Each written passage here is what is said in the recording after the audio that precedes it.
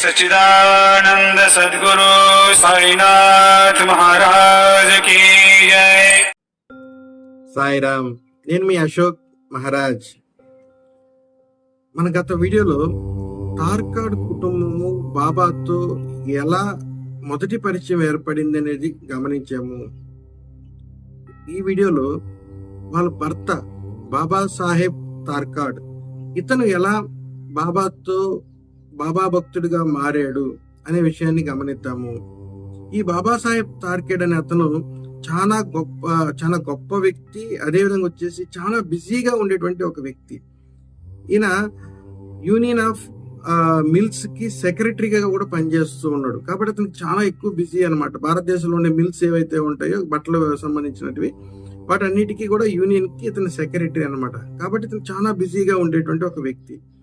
వీళ్ళ భార్య షిరిడి నుంచి తనకు తలనొప్పి ఉంటే ఆ తలనొప్పి బాబాదేవి వల్ల తగ్గించుకోవడము, దానికి షిరిడి నుంచి వచ్చిన తర్వాత అక్కడ షిరిడిలో ఉన్నటువంటి లీలలు, లేదంటే అక్కడ షిరిడిలో జరిగినటువంటి తన అనుభవాలు, ఇవన్నిటినీ కూడా తన భర్తకి చెప్తూ, మీరు కూడా ఒక్కసారి షిరిడీకి రండి, బాబాని దర్శించండి, అతను సామాన్యమైనటువంటి వ్యక్తి కాదు, అతను చాలా మహిమ కలిగినటువంటి వ్యక్తి, దైవ స్వరూపం అని చెప్పి రకరకాలుగా చెప్తూ ఉంది.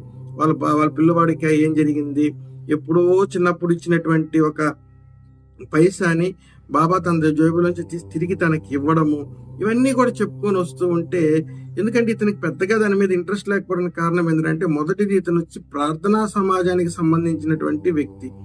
ఈ కుటుంబం అంతా ప్రార్థనా సమాజానికి సంబంధించినటువంటి వ్యక్తులే. వీళ్ళు బాబాల్ని లేదంటే స్వామీజీల్ని నమ్మరు.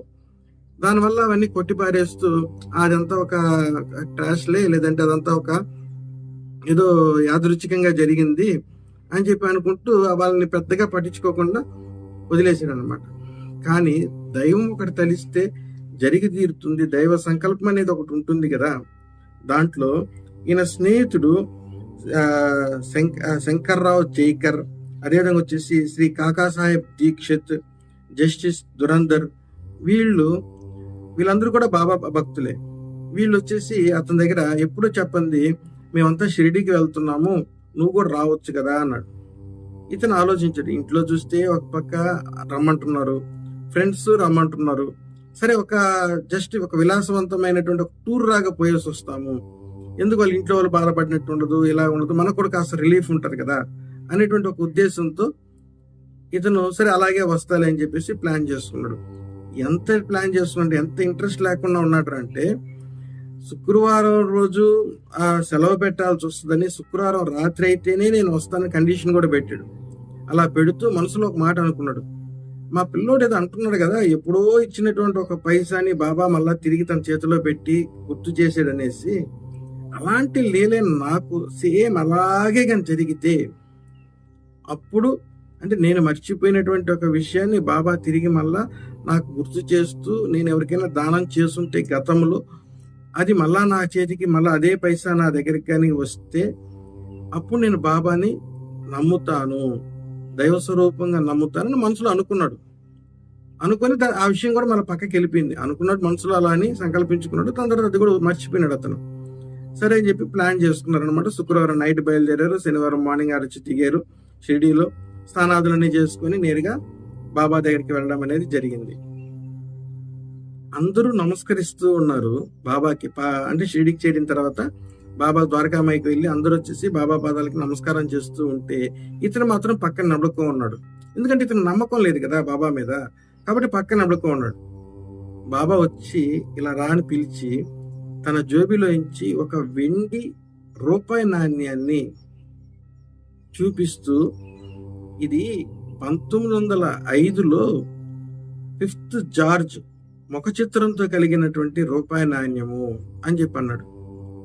ఆ మాట అనంగానే ఇతని కన్నీళ్లు ఆగలేదు. ఇంకా నేరుగా బాబా పాదాల మీద సాష్టాంగ నమస్కారం పడిపోయి, బాబా నా తప్పుంటే క్షమించు, సాయి నన్ను క్షమించు అని చెప్పేసి బోర్మని ఏడవడం మొదలుపెట్టి, ఏం జరిగిందంటే వాళ్ళ బాంద్రా నుంచి షిరిడీకి వచ్చేటప్పుడు ట్రైన్లో వస్తూ ఉన్నారు. లేడీస్ అంతా పొనుకోవడం, ఫ్యామిలీగా వచ్చారు కదా, లేడీస్ పొనుకో ఉన్నారు. జెంట్స్ అంతా ఏంటంటే పేకాట ఆడుతూ ఉన్నారు. నాందేడ్ రోడ్ క్రాస్ దాటంగానే ట్రైన్ ఒక మహమ్మదీ వ్యక్తి ట్రైన్లోకి వచ్చాడు. అంటే వీళ్ళ దగ్గరికి వచ్చాడు నేరుగా. అతని పరిస్థితి చూస్తుంటే చాలా దీనంగా కనిపించి ఇతను ₹1 నాణ్యాన్ని అతని చేతిలో పెట్టాడు. వెండి రూపాయి నాణ్యం అది. అది చేతిలో తీసుకున్న వ్యక్తి ఈ పక్క ఆ పక్క తిప్పి చూస్తూ ఉన్నాడు. అప్పుడు ఈ వ్యక్తి అంటున్నాడు, ఎందుకంటే ఆ రోజుల్లో ₹1 అంటే చాలా గొప్ప విషయం. 1 పైసే దానం చేయడం అంటేనే చాలా గొప్పది. దాంట్లో ఇంకా ₹1 దానం చేయడం అంటే ఇంకా గొప్ప విషయం. ఎందుకు అంత గొప్ప విషయం అంటే మీకు ఉదాహరణకు చెప్తాను. బాబా సచ్చరిత్ర అనుసారం ఇప్పుడున్న పరిస్థితుల్లో అప్పట్లో బాబా వారు ఒక 2 పొటేళ్లు కొనడానికి ఒక పొటేలు సుమారు ₹6 ఖర్చు పెట్టారంట. ₹6. అదే ఇప్పుడు ఒక పొటేలు కొనాలంటే కనీసం ₹20,000 ఖర్చు అవుతుంది. తక్కువ లేదు ₹15,000 వేసుకోండి.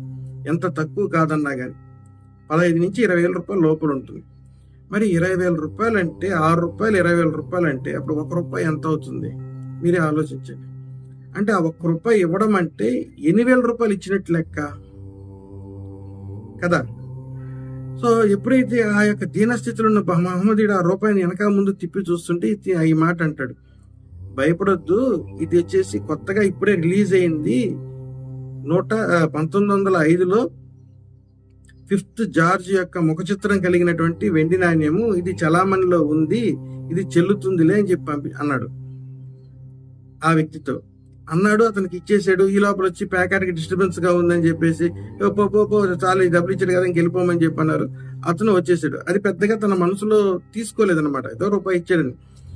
ఎందుకు అంత డబ్బులు ఇవ్వగలిగాడంటే ఇతను 1908లో ఇతని యొక్క జీతము నెలకి ₹2,000. అంటే ఇప్పుడు పరిస్థితుల్లో 2 కోట్లతో సమానం అనుకోండి, లేదా ఇంకొక 20 లక్షలతో సమానం అనుకోండి.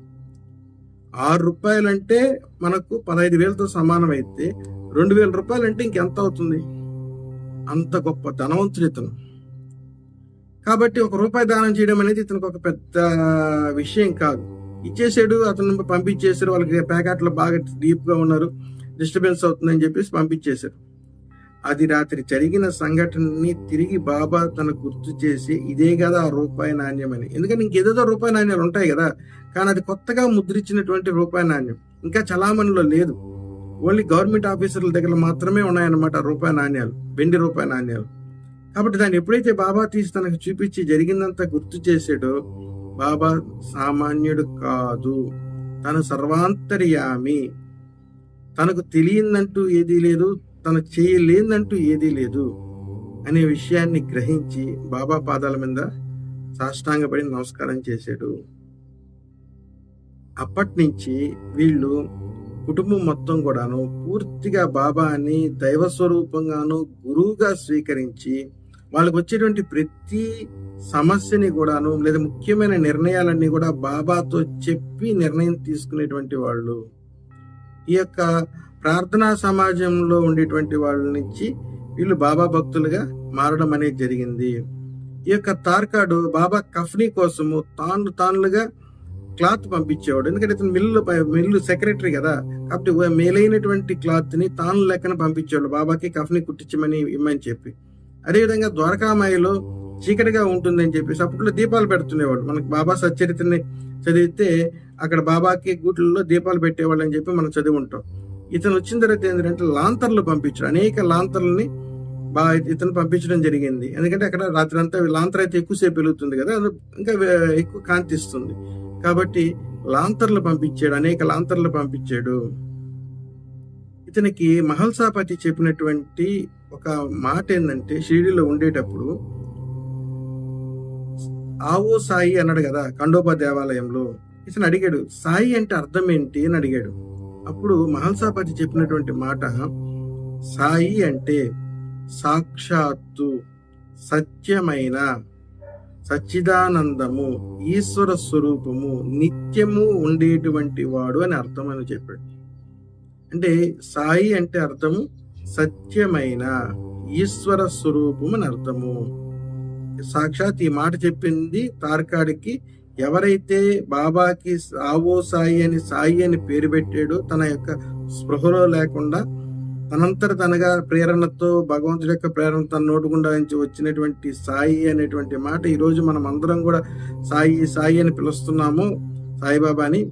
ఆ సాయి అనే మాటకి అర్థము ఆ పేరు పెట్టిన వ్యక్తే చెప్పినటువంటి మాట సాక్షాత్ అని, సత్యమైన అని, ఈశ్వర స్వరూపమని చెప్పడం జరిగింది. మీ అనుభవాలు కూడా భగవంతుడితో ఉన్నటువంటి మీ జీవితంలో జరిగినటువంటి లీలలు ఏదైనా ఉన్నట్లయితే మన వాట్సాప్ నెంబర్కి వాయిస్ మెసేజ్ ద్వారా కావచ్చు, లేదా టైప్ చేసైనా కానీ సరే మీ లీలల్ని పంపించండి. వాటిని కూడా భగవంతుడి లీలని 10 మందికి తెలియజేయడానికి ప్రయత్నం చేస్తాను. ఎప్పుడైతే సహజంగా చెప్తున్నానో ప్రతి ఒక్కరికి భగవంతుడి యొక్క లీలలు వస్తూ ఉన్నాయి, కానీ చాలా మంది దాన్ని గుర్తించలేకపోతూ ఉన్నాము. ఇటువంటి కార్యక్రమాన్ని మేము తీసుకోవడానికి కారణం ఏంటంటే ఈ లీలల్ని, అనుభవాల్ని మనం ఎప్పుడైతే మనం చూస్తూ ఉంటామో మన జీవితంలో జరిగినటువంటి భగవంతుడి యొక్క లీలలు, భగవంతుడి యొక్క అనుగ్రహాలు మనకు తెలుస్తాయి. దాని ద్వారా భక్తి బలపడుతుంది. భక్తి బలపడితే జ్ఞానం అనేది కలుగుతుంది. జ్ఞానం వల్ల వైరాగ్యం కలుగుతుంది. వైరాగ్యం ద్వారా మోక్ష ప్రాప్తి కలుగుతుంది. కాబట్టి మీ అనుభవాలని కూడా వాట్సాప్ ద్వారా పంపించండి. సర్వే జనా సుఖినో భవంతు. సర్వత్రా సాయి పదార్పణమస్తు. సాయిరామ్.